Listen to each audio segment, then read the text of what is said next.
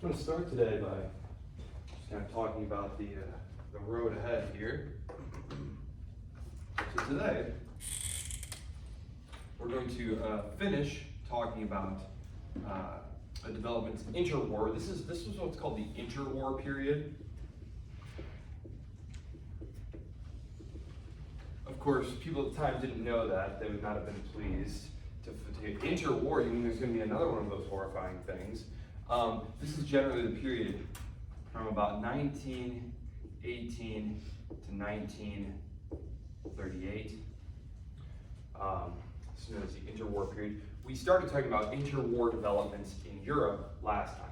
In fact, we pretty much got to the point where Hitler is in power in Germany, Mussolini is in power in Italy. And as I told you, it's actually not, we're not going to spend a ton of time. This is basically that lecture and this one, kind of just talking about building up to World War I here, or World War II. World War I was a rather complicated thing to explain how that came about. Why World War II came about is not actually that difficult. Really, especially at the level of a 100 class, which this is a 100 level survey class. Basically, Hitler's desire to change the status quo on the continent. It's just not all that complicated. We did the interwar period in Europe last time. We're going to wrap that up today, and we're going to talk about the United States. As I said last time, finally, America matters. We've been the largest economy in the world for about, let's see, we'll pick it up shortly after the war. We're going to start our narrative today with the United States in about 1918. We've been the largest economy in the world for about 20 years at this point. Politically, geopolitically though, we've been standing away from the world stage. But America during this period is really going to start to really matter. So we're going to spend most of today talking about what happened in the United States. We're going to talk about things like the Roaring 20s. We're going to talk about things like the stock market crash of 1929, the Great Depression, the election of FDR, and then I'll probably build up right to the point where they start elbowing and jousting with the Japanese, mostly over China, actually. So then we're going to cross the Pacific, go over to Japan and China and see what's going on over there. And then next week, so that's today, we'll wrap up the interwar period. Next week will be World War II. Almost in its entirety. Again, it's very unfortunate, but it's a survey level class, so I need to jam World War II into basically a lecture and a half. The latter half of the second lecture will be setting the stage for how does the Cold War come about? Because for those of you who've read ahead, for those of you who know anything about World War II, our ally during World War II, the USSR, is going to quickly become our enemy in the Cold War, so we need to talk about, sort of set the stage for how that happened. Because then we only have one more week to kind of talk about the Cold War and sort of the everything that happened after. I basically end this class in the year 2000, right around there. So World War II next week. This is next week. Week after that, the post-war period. The post-war period. And so it's basically from 1945 to 1991. I talk a little bit about developments after that, take us kind of up to the year 2000, but really 1991 is kind of a nice bookend there, because that is when the Soviet Union falls apart, disintegrates. The Cold War had actually ended a couple of years prior to that, but the Soviet Union disintegrates and the United States kind of stands alone as the only world power, and so you get all of these incredible books that were being written. And I say incredible in kind of like a tongue-in-cheek way, because I can remember reading them, and books like The End of History was a very famous one, where this political scientist named Francis Fukuyama, he's at Stanford at the Hoover Institute. He wrote this book basically arguing that it looks like history might be over and liberal capitalist democracy won, and now it's only a matter of time before all countries in the world are liberal capitalist democracies. So there's this sense of real true triumphalism in the 1990s, which I grew up basking in the glow of. That America is number one forever, we won history, hooray for us, we're always gonna be on top. So that's why I think people from my own generation, and people a little bit older than myself, maybe Gen Xers, really struggle with how the world is developing. Whereas for you guys who grew up in the wake of the crash and recession of 07, 08, and then basically the failed wars on terror and all these other things.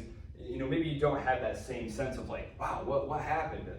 Whereas for me and my generation, it certainly feels a little bit disorienting. This is not what we were promised was going to happen. So that's it. And then the week after that is the exam. I'm leaning towards offering the option. Did you have a question? No. Scratching your hand. Scratch my hand. Not a problem. I'm leaning towards offering you the option. We meet like Wednesday from 9:55 to 11:55. Basically offering you the option. If you want to take it online, the exam will open at 9:55 and it will close at 11:55. If you want to take it in your dorm room, fine. I'll also just come here with paper copies. So if you want to take it here, you can just come here at 9:55 on that Wednesday. So that way everyone kind of gets what they want. Sound fair? Yep. Okay. My other class was unanimous in the desire to take it online, so that made it a little easier there. But it doesn't really matter to me. So okay, so that's the end of the semester here. So okay, I'm gonna erase this, and I guess I'll just start by finishing up with Europe. I think that makes the most sense here. Some of the things that are going on in Europe, I'll have to refer back to as I'm talking about the case of the United States. Because it's hard to understand why the European economies tank the way they do without appreciating the role of the Depression in the United States. So let's tackle this. So we talked about Benito Mussolini. He comes to power in Italy in the early 1920s. So Mussolini comes before Hitler. Fascism is, if you want to think of it this way, sort of it is a totalitarian system in the sense that there isn't supposed to be anything outside of the state, that all things exist within the purview of the state. That's why it was called a totalitarian, like the totality of things. Mussolini has a quote, like something like, nothing above, nothing beyond, nothing outside, everything is the state. Mussolini is essentially accepted into power by the ruling elites, who have largely been discredited by their horrible decision to get Italy into the war, which of course Mussolini had supported, but people had forgotten about that. People have good short-term memories like that. And the conservative, small l, remember, when we talk about liberal, we're talking about small l, liberal. These were people who, wanted private property protected, low tax, things like that. These people here, the Italian liberal class, the ruling Italian liberal class, who had been discredited, they basically viewed Mussolini as a better bet than anything else that might come. Remember, post-war Italy was being racked by incredible amounts of what we would essentially call today paramilitary violence. This was violence that was not being organized or conducted by the state. One of the hallmarks of an effective functioning state is the monopoly of violence. That means that only one actor can legitimately employ violence within the territory of the state, and that is the government. In Italy, you have lots of non-governmental violence coming. You have squads of basically workers and peasants who are going around attacking landowners and business owners. You have the business owners recruiting young conservative youths to fight them. So you have actual battles going on, and things are not going well. Italy is still a very new state. Remember, Italy had only been created in the 1850s, 60s, and 70s. The final war of Italian unification when they seized Rome is 1871. Remember, that had coincided with the Franco-Prussian War. So basically, the governing coalition, the government decided that Benito Mussolini and his black shirts, the defenders of traditional values and property and all that, they were a better bet. And so Benito Mussolini is handed power. This is the so-called March on Rome, which was really just him arriving after being invited. But part of fascism's appeal was that it was a big public display. There's a lot of mythology into it, a lot of performance. If you imagine Hitler and his rallies, this is just like street theater. It's political performance. Little disk space. Can't imagine that's Hitler. We talked about the rise of power of Hitler. Same thing here. You have the sorry. I'll come back to that. Sorry. There we go. Same thing with Hitler. The German conservatives, small c conservatives, these were people like the old ruling elites. they basically looked at Hitler and said, this is a guy we can use. This is a guy that we can use. There's a very famous, if ill-timed quote from one of them talking about how, within a few months we'll have him eating out of our hand, basically. Whoops, that is not what wound up happening. They basically viewed Hitler as a useful instrument for securing control over the country. This is not what's going to happen, of course. Hitler, let's review, Hitler tries to seize power in the 1920s. He's arrested. This is the Beer Hall Putsch. He's released from prison. He joins politics. He just enters into regular politics. Decides to just start campaigning. The Nazis become the second largest party in the Reichstag. Remember, we have a multi-party system here. So all you need to do is be one of the larger parties and you can get a lot done. And if you are the party leader of the biggest party, then you're going to be the chancellor. And this is exactly what happens. The Nazis never become a majority party. They never become a majority party. You have to understand, in a multi-party system, it's very, very rare for a party to actually win the majority of the seats. Usually 30% is like, oh wow, we killed it. 40% is like, oh my gosh, the other party must have like some corruption scandal or something. So they went very quickly though, they seize upon an emergency. Or they create an emergency, depending on who you read. As I said, some people argue that the Nazis burned down the Reichstag building in order to create the pretext for giving Hitler the emergency powers that he got.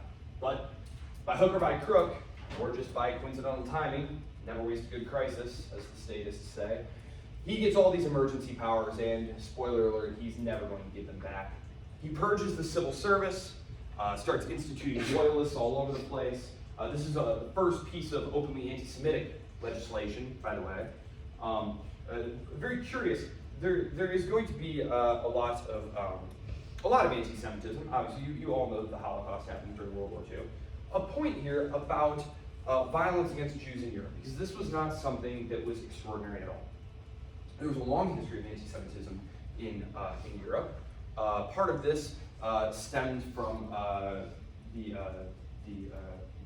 tradition among Christians that the Jews had killed Jesus, that they were guilty of deicide. In fact, it isn't until Vatican II, the Vatican II Council in the 1960s, that the Catholic Church kind of removes that stigma. Arguably an even bigger problem, though, because we're in the age of nationalism, religion is on the decline, and if you think about the experience of World War I, of trench warfare, of seeing this inhumanity, maybe understandable why religious belief is on the decline there, how on earth could this have happened, is the fact that the Jewish people were sort of a separate group. They had their own traditions, they dressed a certain way. For a long time they had been concentrated in certain professions. By law, they had been forced into those professions, but they were seen as an other. As a member, they weren't a member of our state. That there were Germans, and then there were Jews who lived in Germany. And there's actually a really wild outburst of anti-Semitism in France in the 1890s that actually spurs the Zionist movement. There's a journalist in France, named Herzl, father of Zionism. He is in France during what's called the Dreyfus Affair.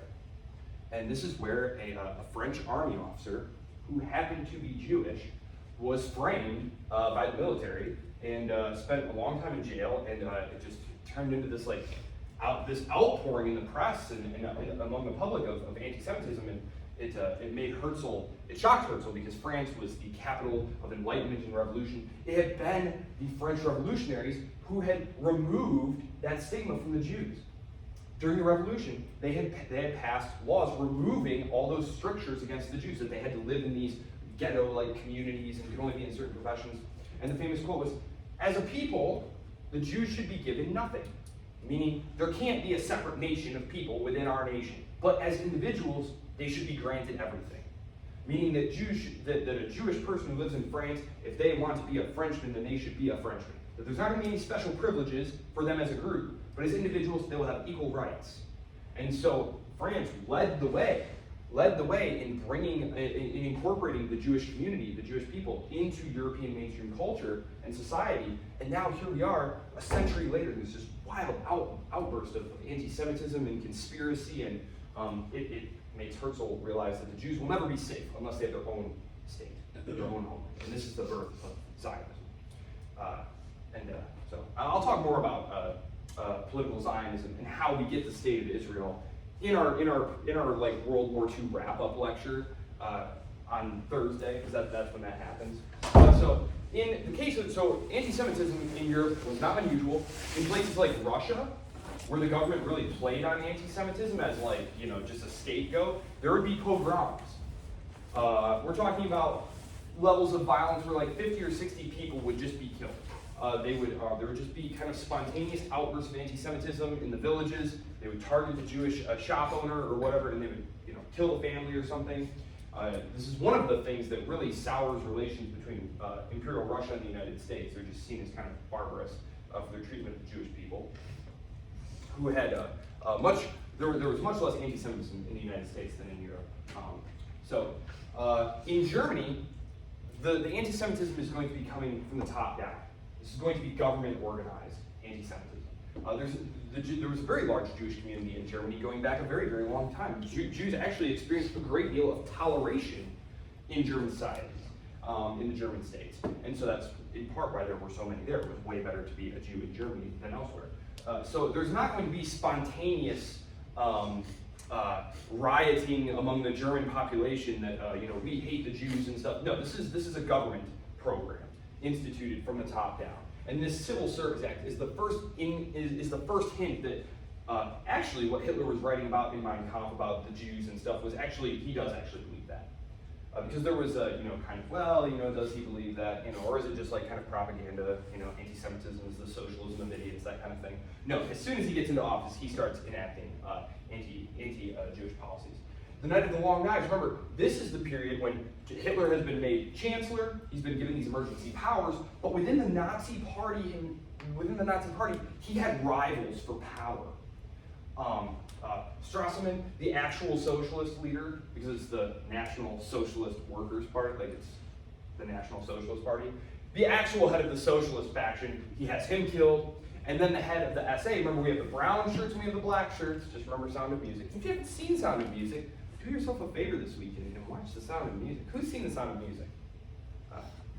You guys are missing out. You should do it this weekend. It's phenomenal, really phenomenal. Such a charming movie.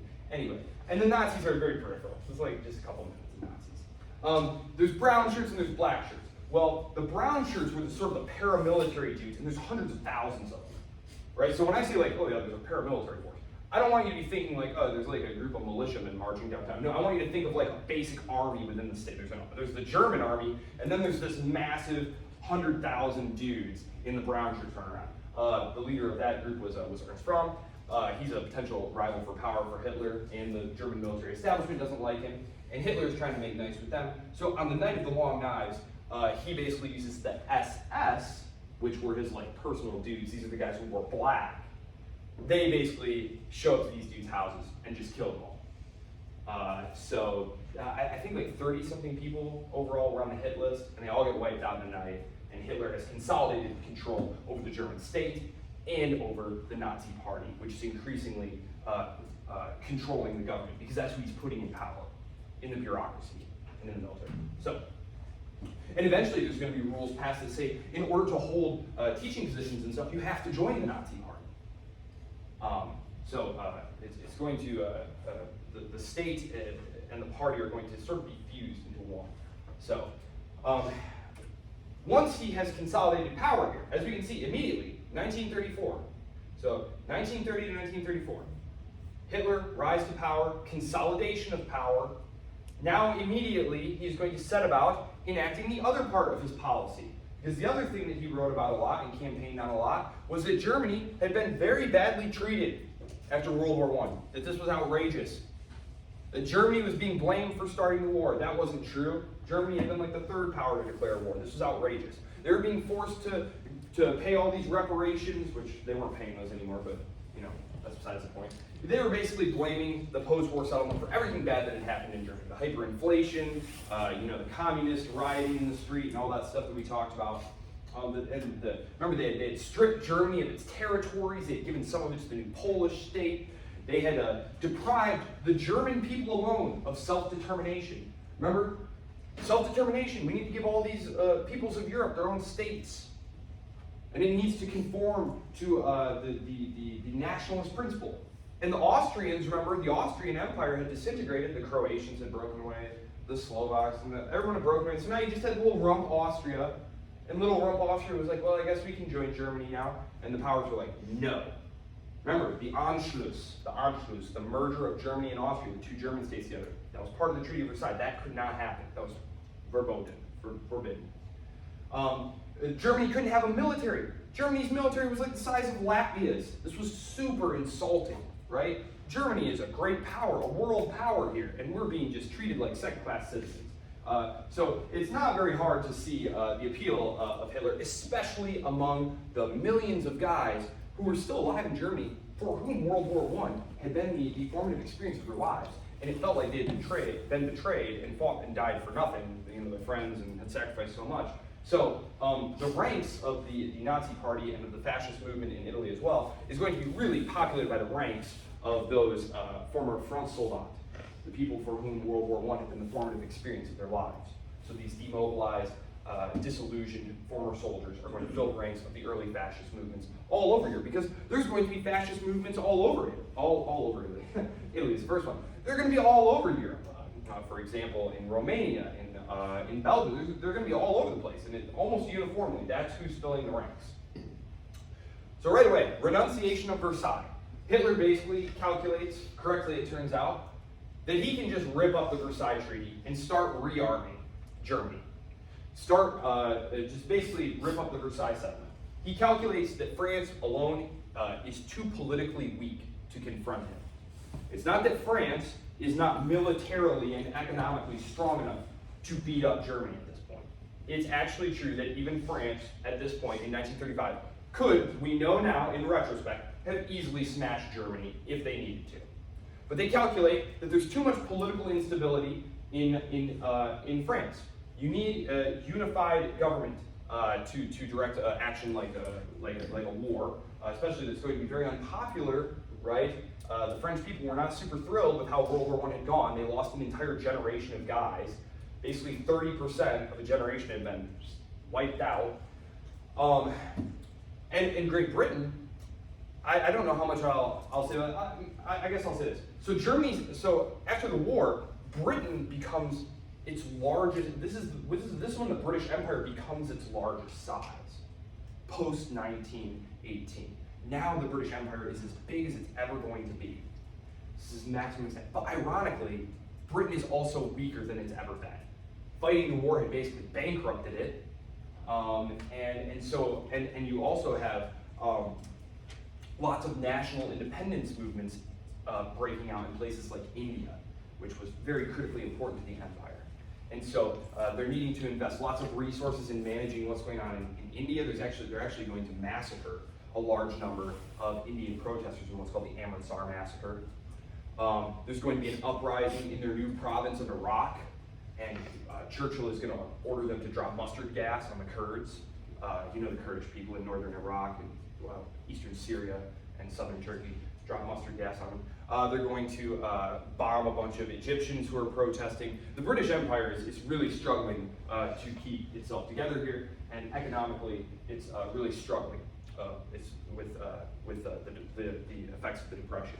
So Britain is not, and also in Britain, there is this idea, this very widespread idea among the elites and among the people, that World War I was essentially a horrifying mistake, that we never should have done it, and then, oh my goodness, even worse than fighting World War I, look how we treated the Germans. We were super unfair, we shouldn't have done that. Right away, John Maynard Keynes, who's part of the British delegation and who we get the name Keynesian economics from, he right away writes a book called The Economic Consequences of the Peace, in which he argues that failure to reincorporate Germany as an equal partner and player in Europe is going to create a constant problem, and that Britain shouldn't have done this, and this kind of becomes the default view of the British establishment.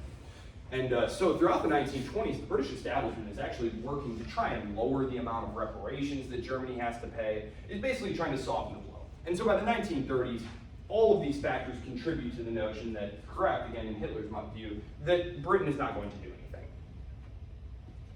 So, he remilitarizes the Rhineland. So he takes his 1 year of military preparation and seizes the industrial heartland there that had been demilitarized. Again, this is an important moment for the internal political dynamics of Germany. Because Hitler, yes, it's true, he has consolidated political power.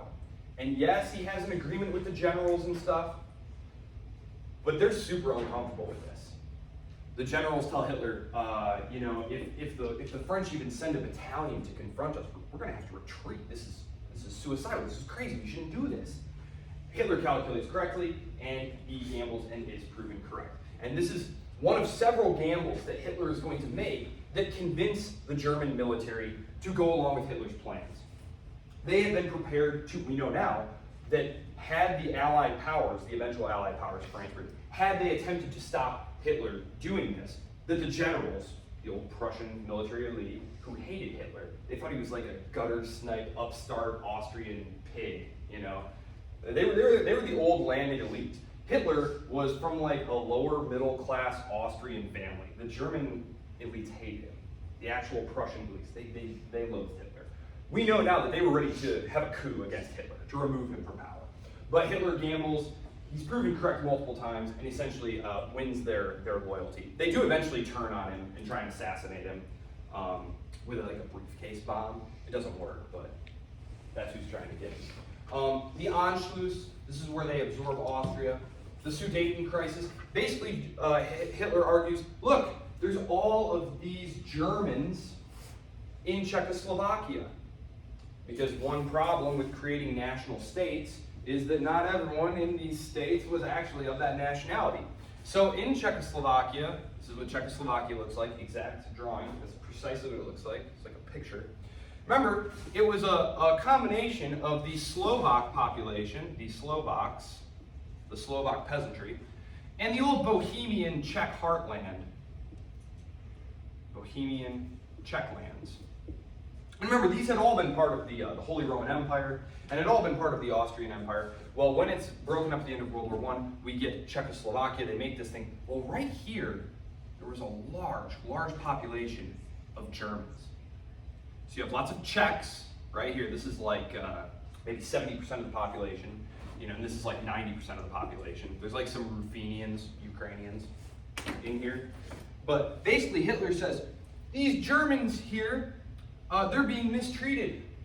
They're being terribly mistreated. Their rights are not being respected, and they need to be protected by us Germans. They need to be part of Germany, and this is the Sudeten crisis. And the French and the British basically pressure the Czech president, whose name is escaping me at this moment, to basically give Hitler the Sudeten land. This is also going to make Czechoslovakia completely indefensible, because this is where there was a large mountain range right there. There's a mountain range right here, and also a lot of forts right there.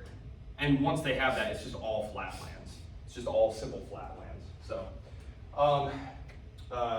very quick. So Hitler says, "Yeah, okay, I got the German population. They're taken care of. I promise I'm not going to take any more of Czechoslovakia."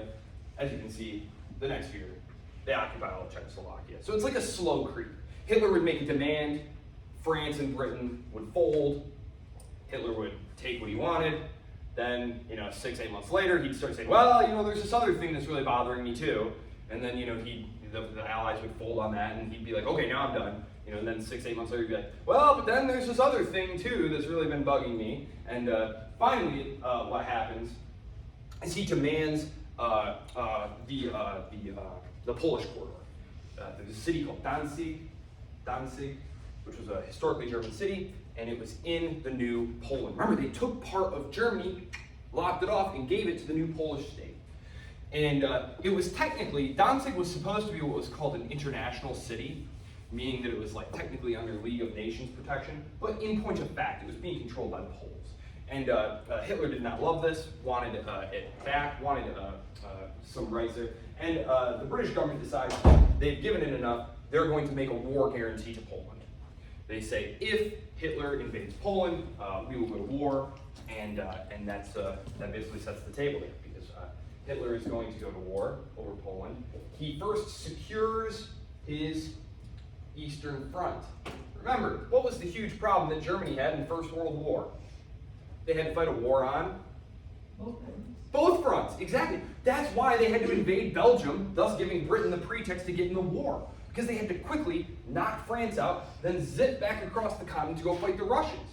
So Hitler says, I'm not going to do that this time. I'm going to make a deal with the Russians to neutralize them and keep them out of the war, so that I can just smash France, and then, if I need to, smash Britain. He's hoping that Britain will just come to terms with him.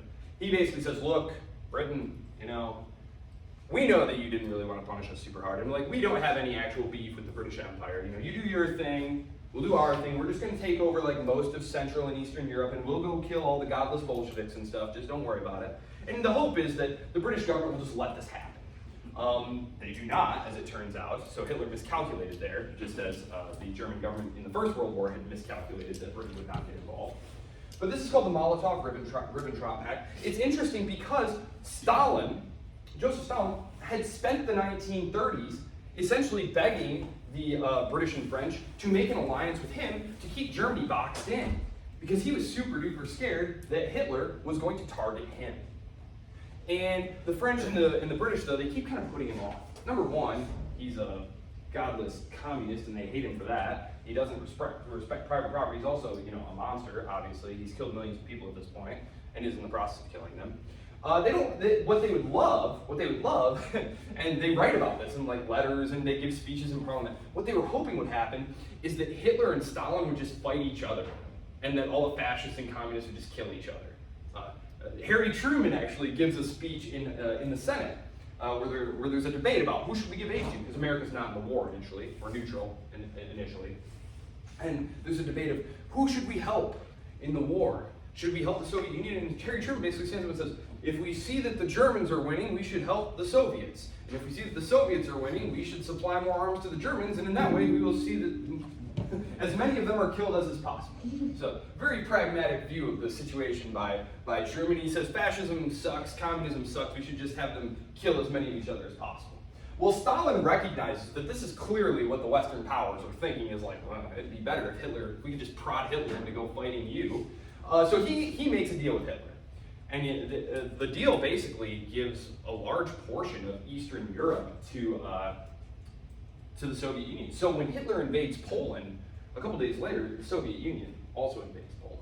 And they basically split it into spheres of influence. Hitler has no intention of allowing this to be the status quo. His long-term plan is to go, violate this agreement and go kill all the commies. But for now, this is a totally fine situation. Just so you know, we'll talk about that more when we get to World War II. But so that's the situation there. That's where I'm going to leave it. The war guarantee to Poland. The British feel like they have conceded too much ground. It's becoming very unpopular at home. Remember, these are democratic governments in France and Britain. And there's a lot of public pressure now to start standing up to Hitler. As a survey level class, we could talk for many lectures about the 1930s in Europe and all that. But basically, I'm going to jump over to talk about the United States. So, the United States, remember, the League of Nations was going to be Wilson's big pet project. It didn't matter how unfair the Versailles Treaty was, as long as Woodrow Wilson got his League of Nations, because that was going to keep the peace and provide for a peaceful way to resolve problems as they occurred.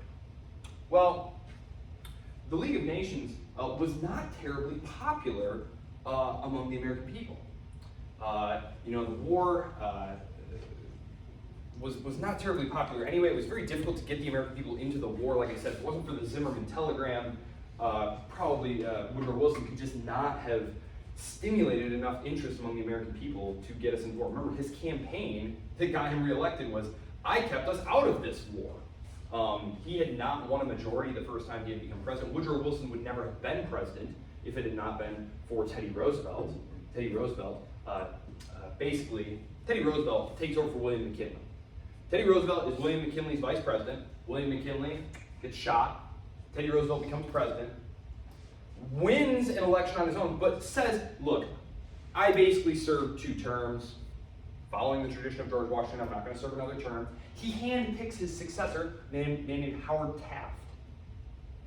He expects Taft to continue Roosevelt's policies, but he doesn't. And this super duper annoys Teddy Roosevelt. So he creates a new party called Bull Moose Party and runs to be president on a 3rd party ticket. And he essentially splits the Republican vote between he and Taft and allows Woodrow Wilson to win with I can't remember, something like 38% of the vote or something like that. So Wilson does not have a huge popular mandate, and what really helps cement his reelection is that the Republicans are seen as more pro-war. He is saying, I'm pro-peace. I kept us out of the war. So interesting counterfactual what might have been, but the League of Nations, therefore, is not popular because the League of Nations is committing the United States to stay involved in managing the situation globally, which had long been seen, going all the way back to George Washington, that we should avoid entanglement with Europe. These networks of alliances and the constant war and empire and scheming and stuff, we should stay far away from that stuff. American foreign policy had been predicated on that, going all the way back to the founding. It enjoyed wide popularity among the population. The Republicans, especially people like Henry Cabot Lodge in the Senate, was a personal enemy of Woodrow Wilson. Sometimes personality matters, and they super hated each other. And Woodrow Wilson was not a likable guy. He's like he's one of our worst presidents in my opinion, and he was also just not a likable guy. He was the type of guy who thought he literally knew everything. The quote Mencken had about him, H.L. Mencken, the writer, he said, in Wilson's humble opinion, he was the most worthy candidate for the first available opening in the Trinity. The British government, when they were talking about negotiating the settlement, said, I felt like I was sitting next to Napoleon on one side, and on the other side, Jesus.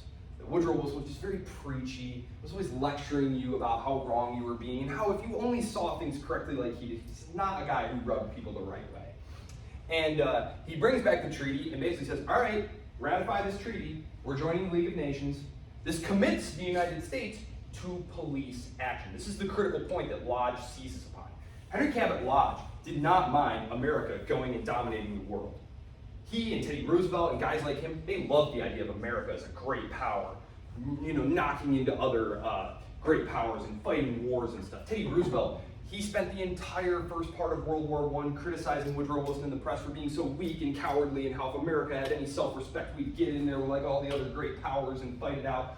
Teddy Roosevelt loses a son in World War I, and it absolutely devastates him, as it turns out. Kind of wrecks him.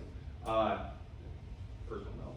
But the treaty commits the United States to police action if the League needs it. This is a violation of the Constitution, though, because where does the power to declare war rest in the Constitution? In the Congress. And so they seize upon this as nope, can't do it, it violates the Constitution. The treaty violates the Constitution. We want you to make these changes. Wilson refuses to make them. Says, nope, you're going to vote on it just like I had it written, and it loses. And the United States does not join the League of Nations. Now, remember, the League of Nations is meant to basically freeze the game board in place, right? Britain and France now have all the chips, and Germany is stomped down, and we're just going to, all right, game's over. We're just freezing everything like this.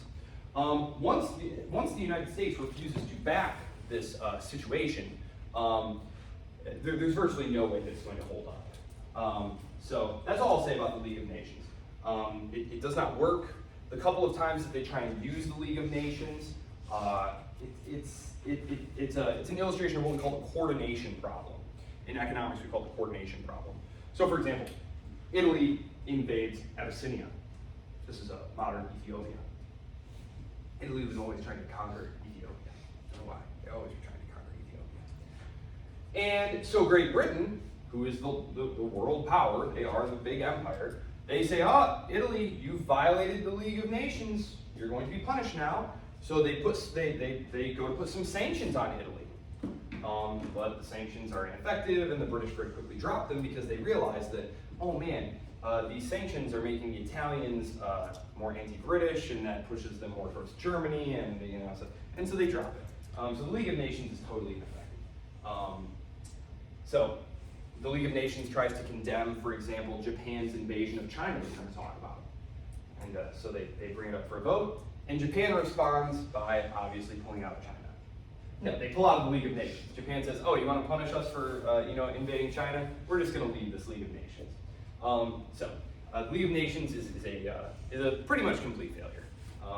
So obviously, after World War II, there will be a new League of Nations called the United Nations, and the United States will lead the United Nations and will lead several what are called police operations. World War II is the last time that the U.S. Congress actually declares war. In the post-World War II period, even though we fought like a bajillion wars, the president just does it.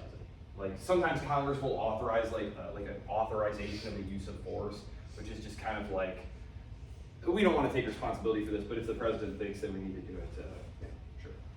That's basically what it is now. So World War II, there's a good one for you when you're on Jeopardy. Last time the United States declared war was World War II.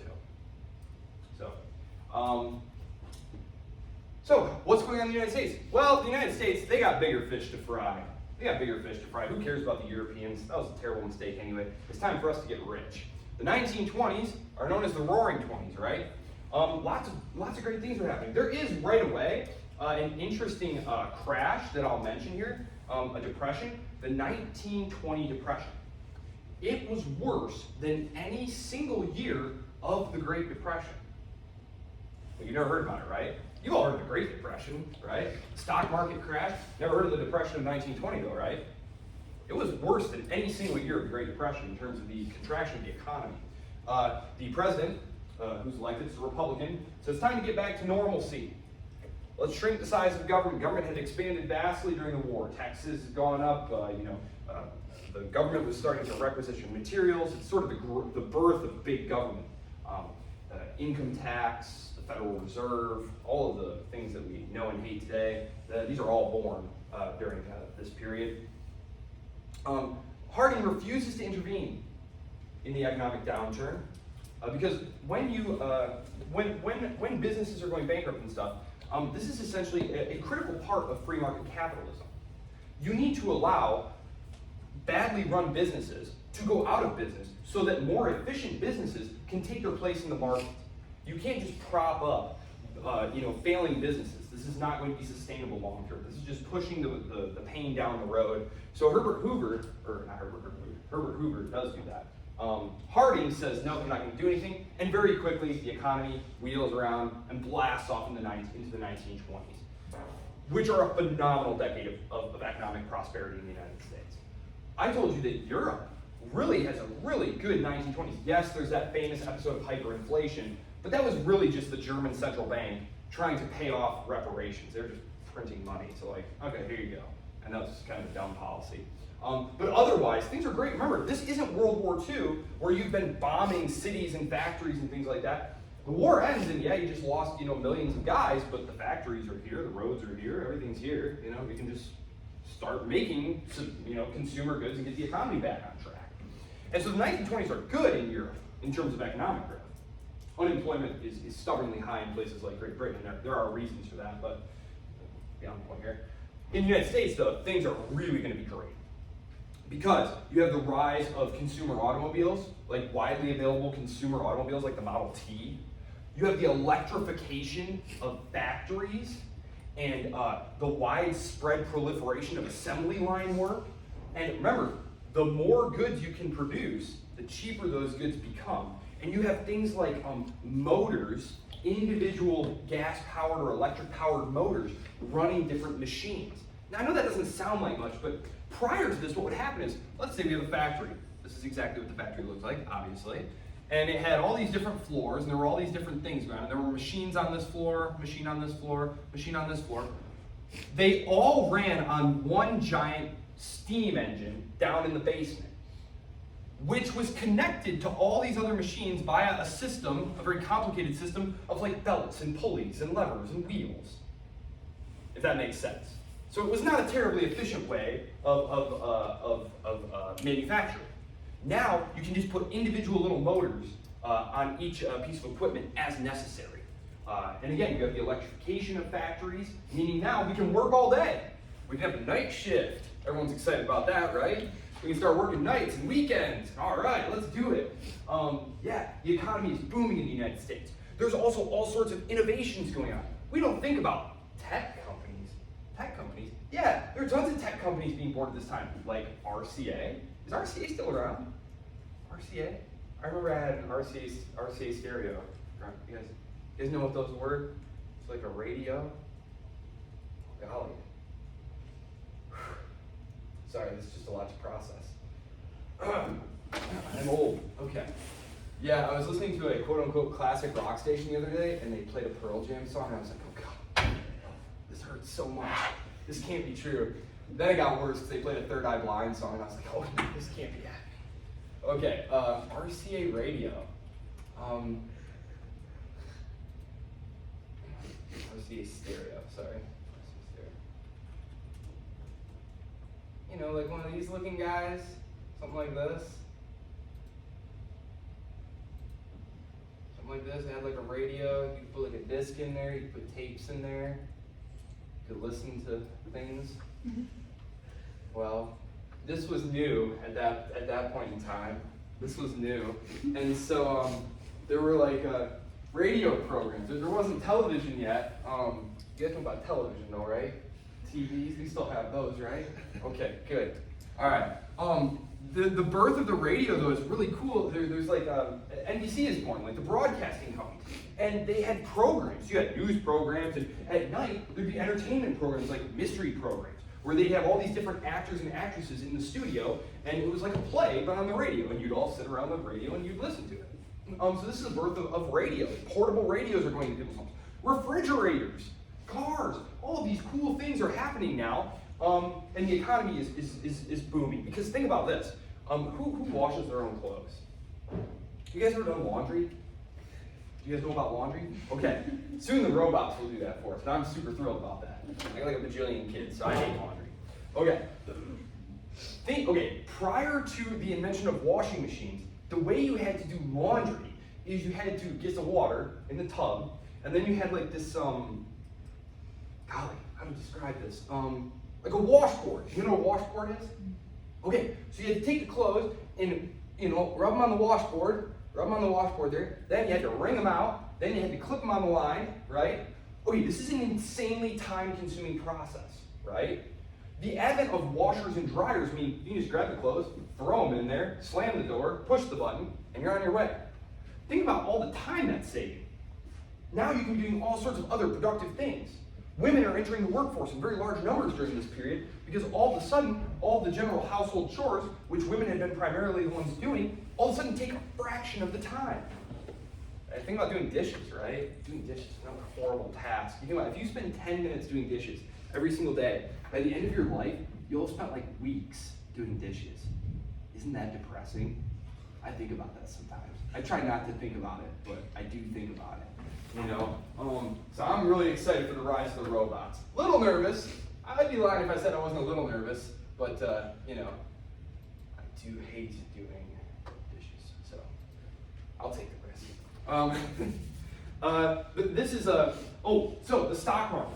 So, because I need to get to the crash, because there's this idea that, okay, what caused the Great Depression? Well, things were going great. It was the roaring 20s, right? Things are killing it. This is the era of the Great Gatsby. Who's read the Great Gatsby? For deaf, read that if you haven't read it. Awesome book. And it's super short, too. Super short. He banged it out in like 2 days.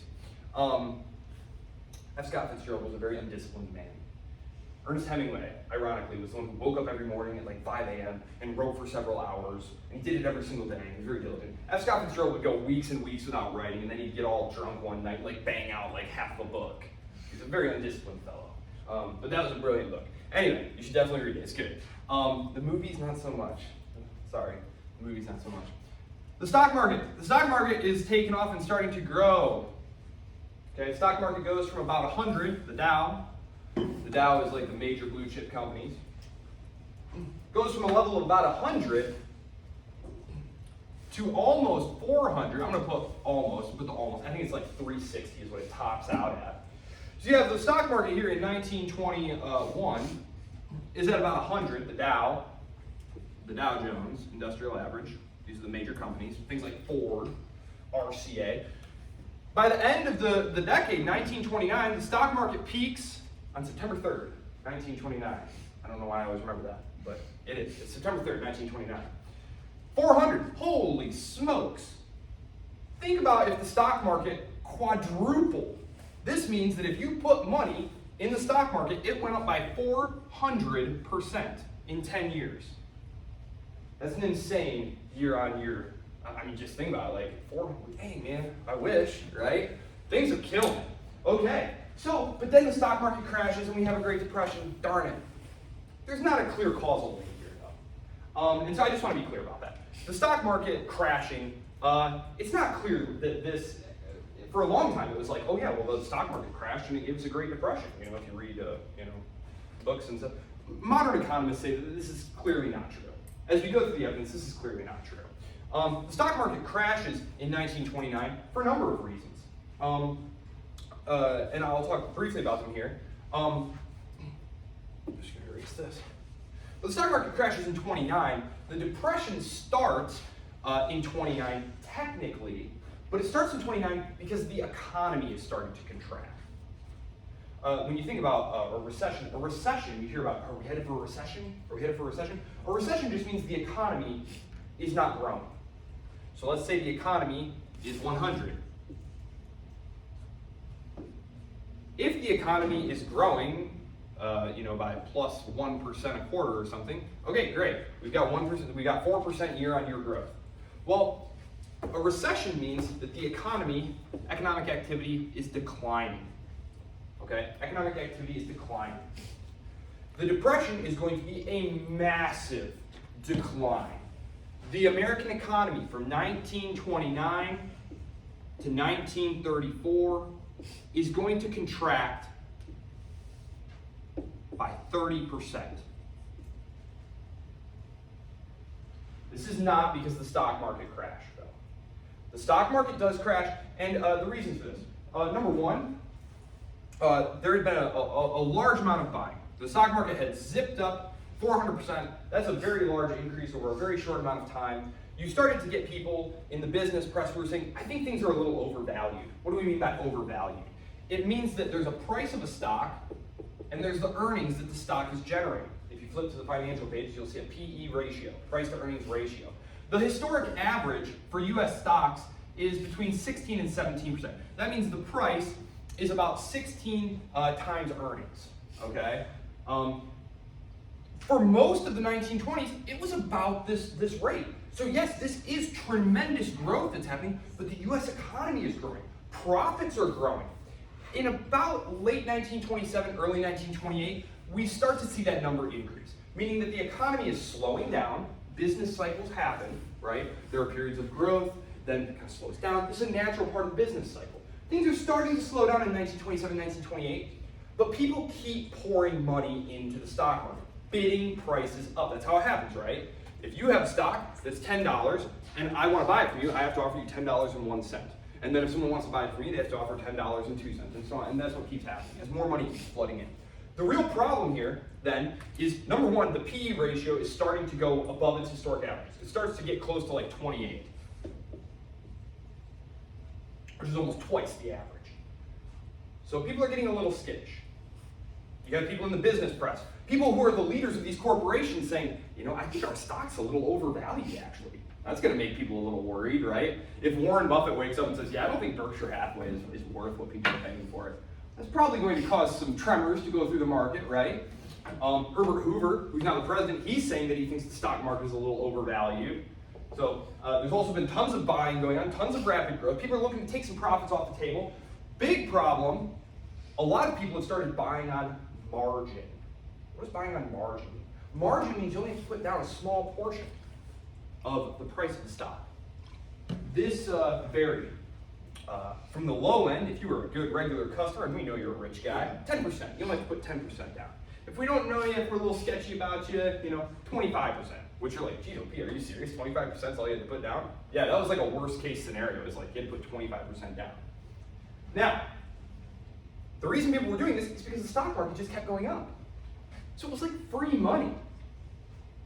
The problem is, if you buy that stock on margin, on credit, and it starts to go down, you can get hit with what's called a margin call. This happens sometimes, it's blown up many a hedge fund. Hedge funds are just like large trading institutions, and they trade on margin, meaning they use borrowed money, high degrees of leverage.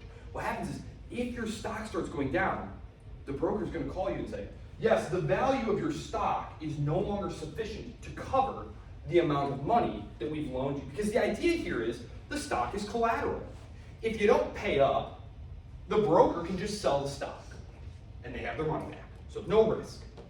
So they call you and they say, hey, the value of your stock has gone down, you need to deposit more money with us to keep that 10% ratio or 25% ratio.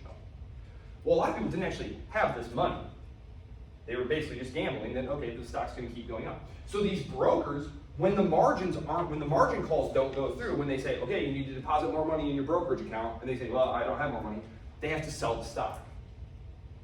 Well, this causes the stock price to go down, triggering more margin calls, which triggers more selling, which triggers more margin calls. And the stock market just kind of trips all the way down in a series of essentially cascading margin calls. There are attempts to halt the decline by JP Morgan and a cartel of banks. They basically get together and say, hey, we did it in 1907. They had stopped the panic in 1907. And they say, we can do it again. They cannot. They are overwhelmed by the sell orders. They give up.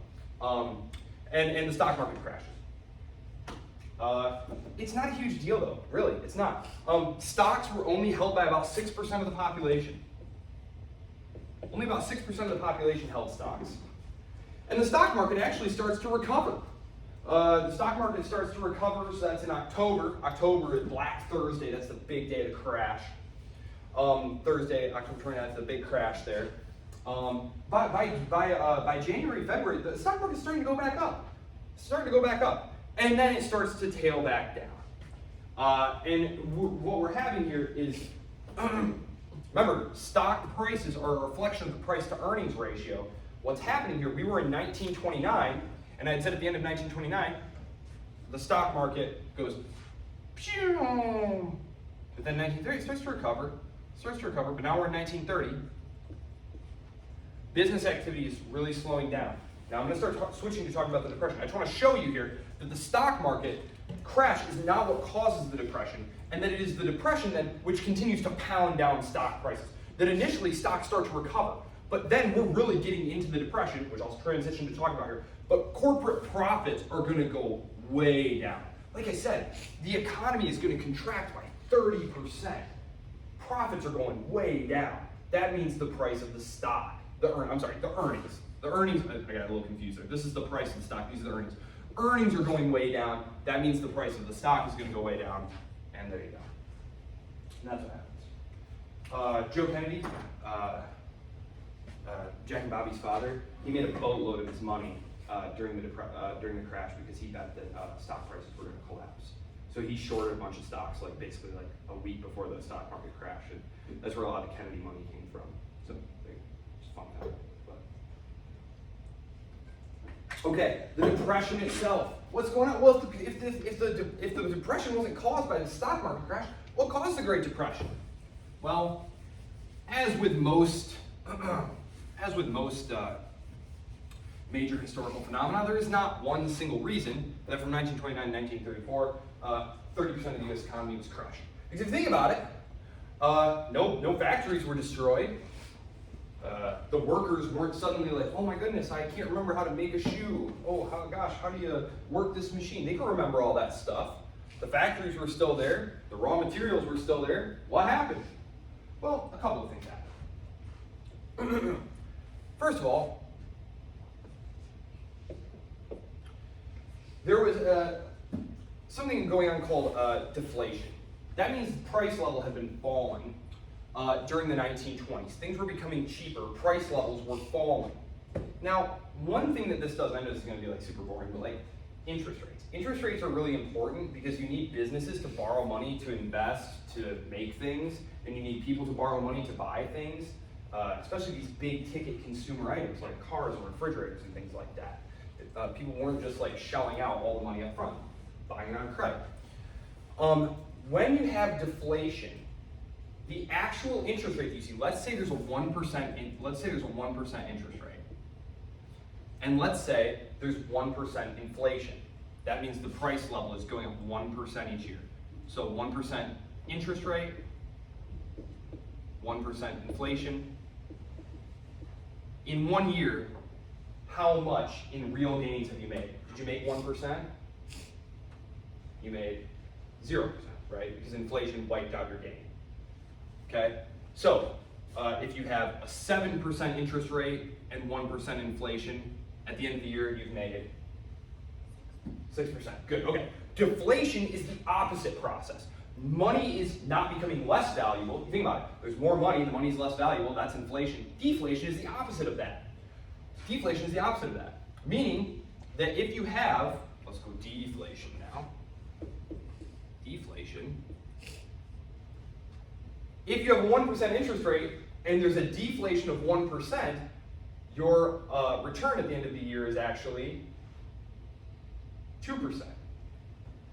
And if you have an interest rate of 7% and 1% deflation, your return at the end of the year is 8%.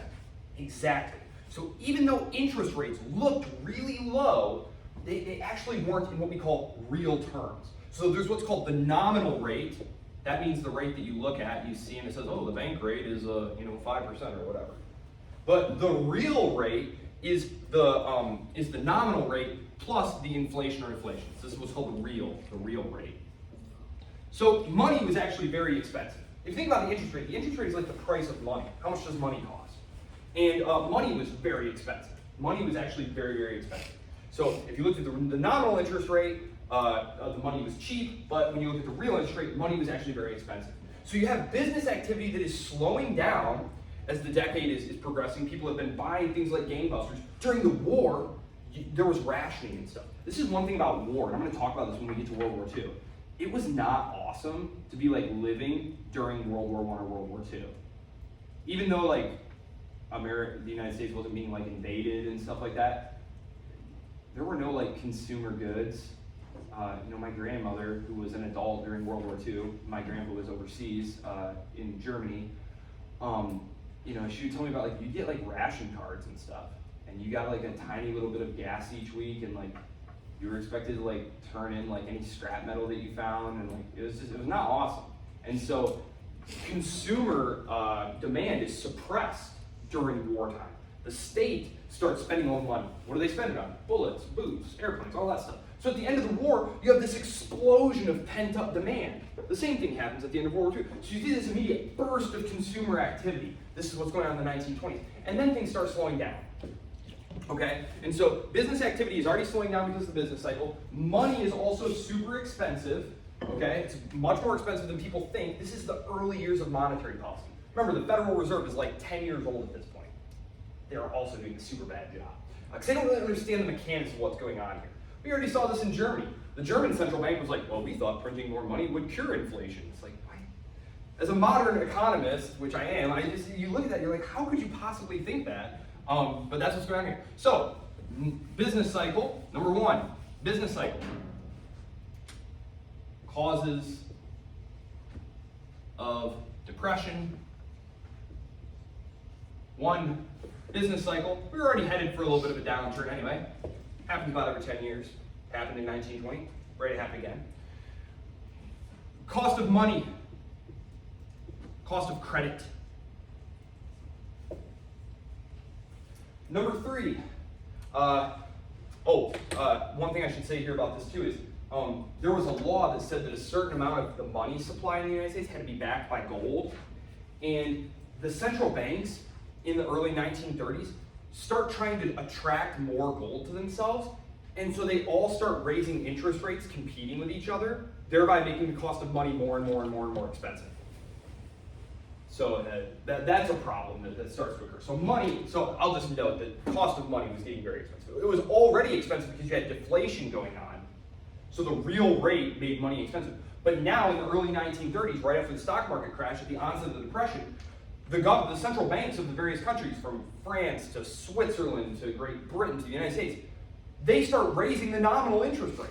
So now you go from a nominal interest rate of like 1 with a deflation of 7, so the real rate is 8. Now all of a sudden the nominal rate is like 7% plus the 7% inflation. Now all of a sudden the cost of money is 14%. Which, have you guys ever bought something on credit? Are you aware of how expensive 14% interest would be? Yeah, it's crazy, right? It's absolutely crazy. It's one of the reasons that we will never sell our house or move, because we have like a 2% interest rate on our house. And a 7% interest rate would be just crazy. So 14% is wild. So the cost of money is going up. Government making a mess of things. Third, the Smoot-Hawley tariff. Farm prices have been collapsing throughout the 1920s. Mechanization. Farming is becoming more efficient. But what happens when things become more efficient? The price goes down.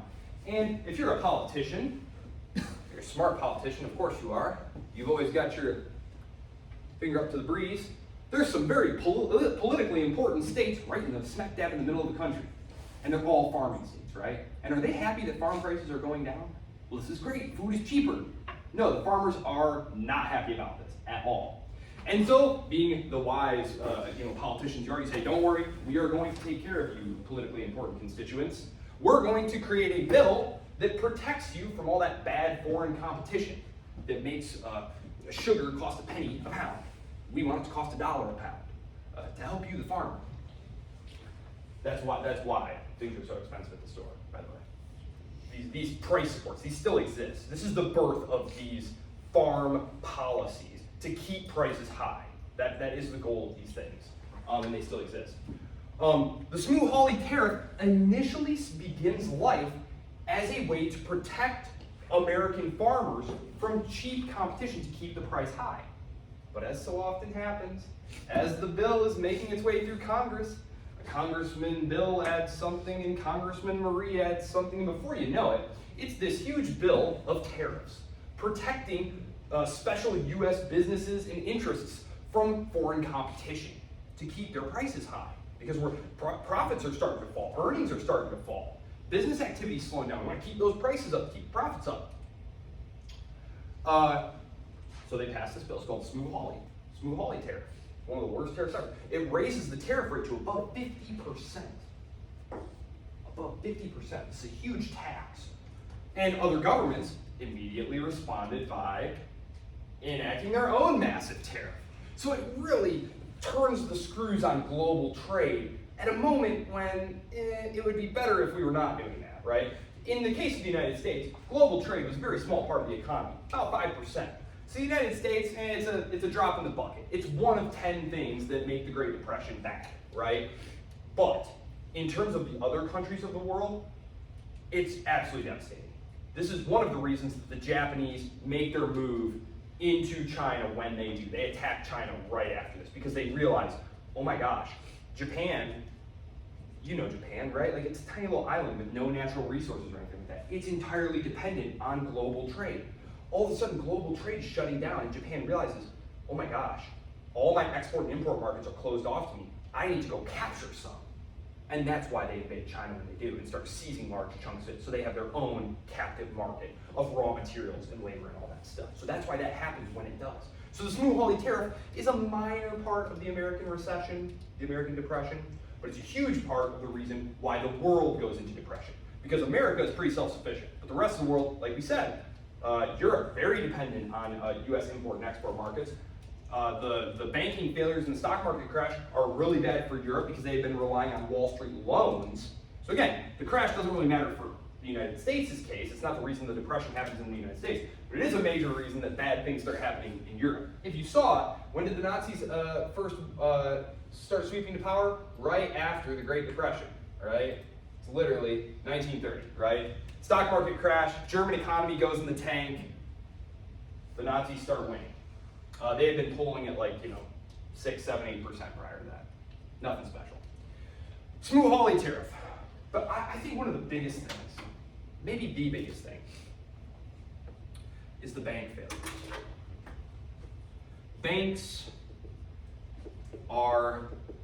The banking system is the artery of an economy. It is the system through which the lifeblood of the economy flows. They channel credit and savings to productive activities. And the problem was, well, there were a few problems. One thing is there were a lot of rules governing, so it's interesting because on one level, the banks were way too regulated.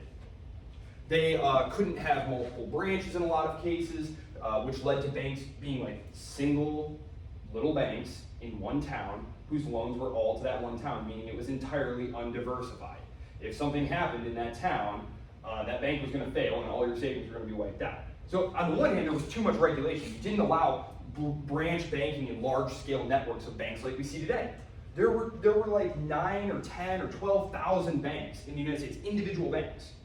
Today, the United States is served much better by far fewer banks, right? There are only really, I think like 300 banks in the United States.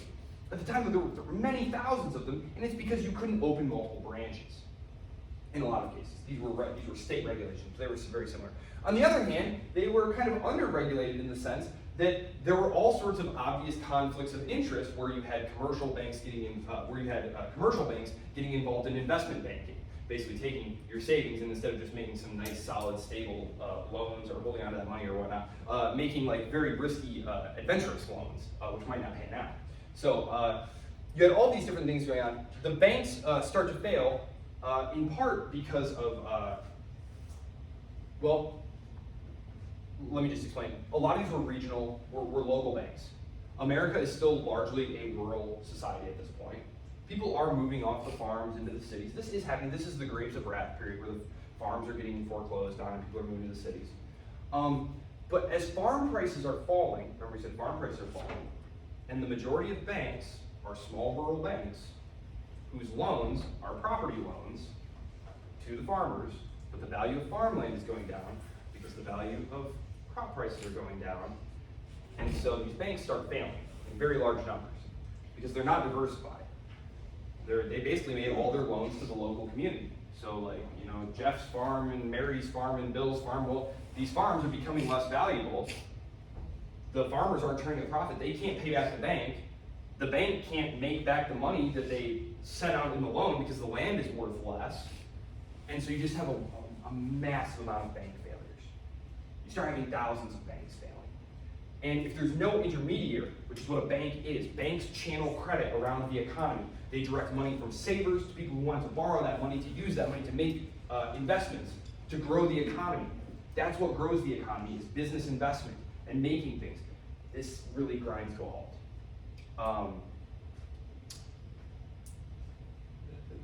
Again, the crop failures do play a large part in triggering this run on the regional banks. There's basically a bank holding corporation that owns a lot of these. They were kind of skirting the rules against branch banking. They said, okay, these aren't different. These aren't the same bank. We're a bank holding company, and we just own these individual separate banks, mind you. But really, it's this one corporation. It was based out of, I believe, it was Nashville. But it basically just collapses this thing, which like craters the banking in that whole area. And so the governors call for a bank holiday. This means you can't withdraw cash from the banks.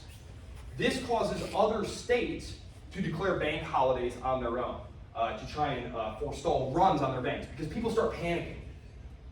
There's no FDIC insurance. Your deposit is not insured. You go to the bank and it says FDIC insured. That means if you have $250,000 or less in that bank and something happens and that bank collapses, the government will pay you back that $250,000. That doesn't exist.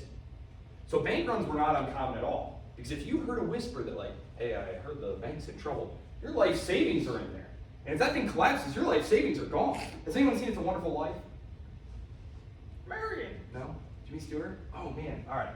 Well, there's a movie called It's a Wonderful Life, and it's about like time in the Depression. And basically there's a rumor that the local bank is not sound. Mary Poppins? There's a bank run in Mary Poppins. You guys see Mary Poppins, right? Yeah, there's a bank run there too. It was very common. Your life savings are in there. And so if you hear even a rumor, it was funny because even a rumor could collapse a perfectly good bank. Just if a rumor got started that that bank wasn't sound. So you'd have banks like targeting each other and trying to undercut each other and spread rumors about each other and all sorts of stuff. They try and collapse each other. That's competition there for you. But basically there's all these different things triggering bank runs. The system completely seizes up. The Federal Reserve today, what the Federal Reserve does today is they just start pumping cash into the system. If banks are in trouble today, the Federal Reserve just starts pumping cash into it. That's like liquidity. Liquidity just means they're just spraying the entire system with money. We'll worry about it later. We'll fix it later. Whatever the problems were that led to this, we'll fix it later. We can't let the banks fail. That's why in 2008, 2009, there was just all that money that just went right to the banks. And people were like, oh, these bailouts, these are so unjust. Hey, but sure, I'm not defending the bailouts. I'm just telling you the reason, the thinking that motivated this was the lesson of the Great Depression was that the bank failures are what make the Depression last so long, is because you have to rebuild the banking system and start credit circulating again to get business activity going again. And so that's why they did what they did in 2007, 2008, the biggest crisis in banking since the Great Depression. So you have all these different causes of the Depression here, and which keep it lasting for so long. The last point I'll make here, because I realize I'm going to run out of time, that's okay. I can talk about Japan's invasion of China and the run-up to, in the World War II lectures on Tuesday, because that is actually generally accepted to be the beginning of World War II, which is a world war. The war in Europe doesn't start until 38, but the war in Asia does start in 31 with the invasion of China, and the beginning of the Second Sino-Japanese War. The first one, remember, had been in the 1890s.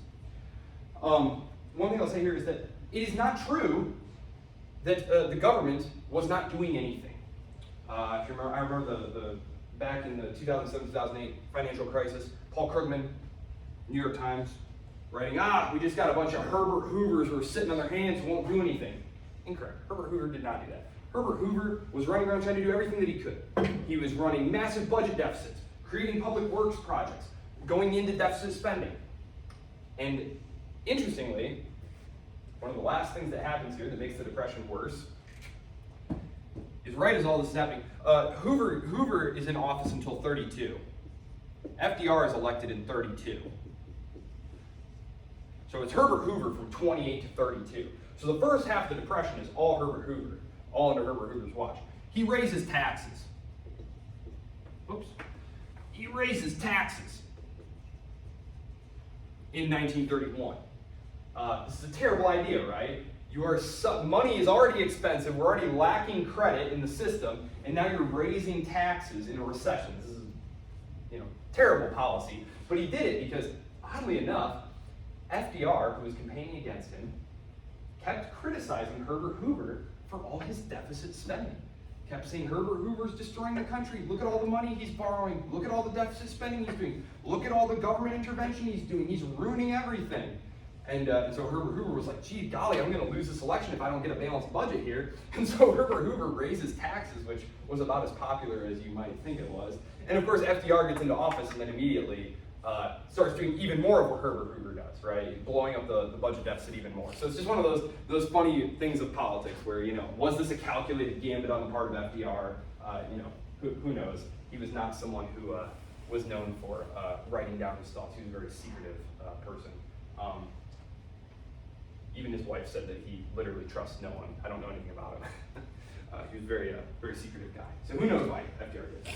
But FDR does. He gets elected in 1932, and he institutes a rash of policies called the New Deal, and it's basically just more of what Herbert Hoover was doing. More government intervention in the economy, more attempts to prop up prices, more make-work projects, building roads, things like that. The Depression carries on for the first several years of FDR's term in office. The economy is well and recovered, though, by the late 1930s as the war is coming. There's this odd notion that World War II got us out of the Depression or something like that. It's not true. The economy was well and recovered by that point. The Federal Reserve causes another recession later on. It's called the double-dip recession, but that's because they, again, tightened monetary policy to try and attract gold. No, so we'll talk about World War II next week. Are there any questions about the United States during the 1920s and 1930s there?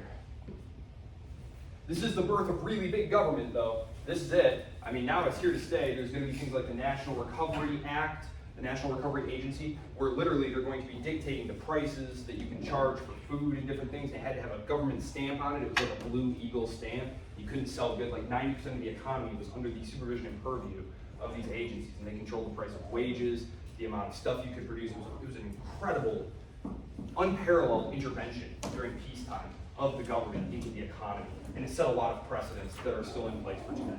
So we are living in the world the 1930s made, which is a product of the 1920s, which is a product of the 19th century, which is a reason to study history. So I will see you all on Monday. I hope you all have a wonderful weekend, and then it gets warmer. Michigan is so hilarious. It's like 70 a week and a half ago.